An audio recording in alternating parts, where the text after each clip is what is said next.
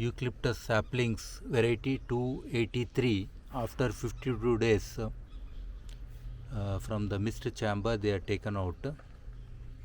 Here are the saplings which were tested in biochar compost. The average height of the plants is around 19 centimeters, and whereas here the saplings from the vermiculite is around 15 and 14 centimeters.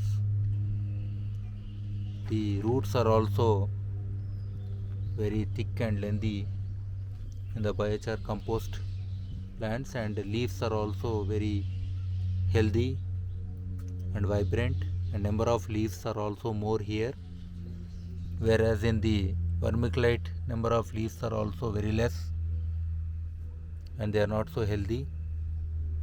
So this is the result after testing with biochar compost and with vermiculite control.